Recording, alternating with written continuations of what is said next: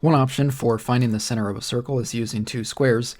I'm using a combo square to get that 45-degree angle, just to line it up with the framing square in the corner to figure out where the center is. But that really sucks, so I'm going to make a jig. And the jig I'm making, I'm using 1/2-inch plywood.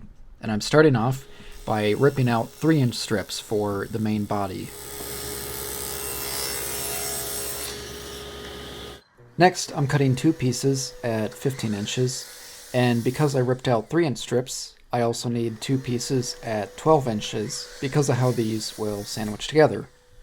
So for assembly, I'm starting off by attaching the two 15-inch pieces together, simply at a 90-degree angle like this.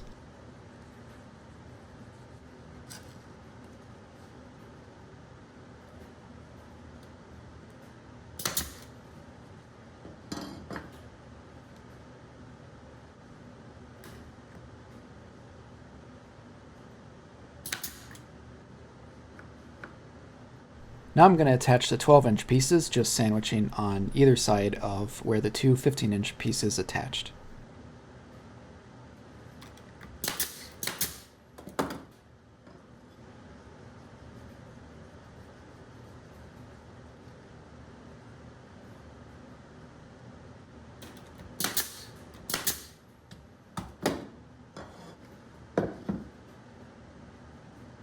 Now I need a center guide, acting like the combo square I used earlier, so I'm going to rip out a 2-inch strip.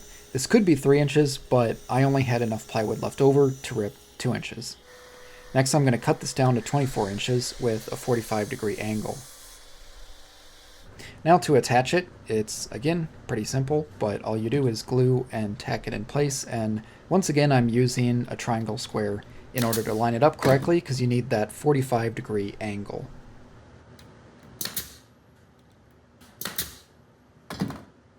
Now a good way to test out the jig is using a square piece of wood, because this way after you mark the two lines, you can simply measure from different sides of the board to make sure that's equal. And then you can move on to testing it on a circle, and all you have to do is mark a couple lines from different angles. Now something I discovered here is actually the circle I bought from the store is an oval. So it turns out one side is 12 inches, but the other is only 11.5. So I guess now I'll also need to make a circle cutting jig, but at least this will help me find the centers.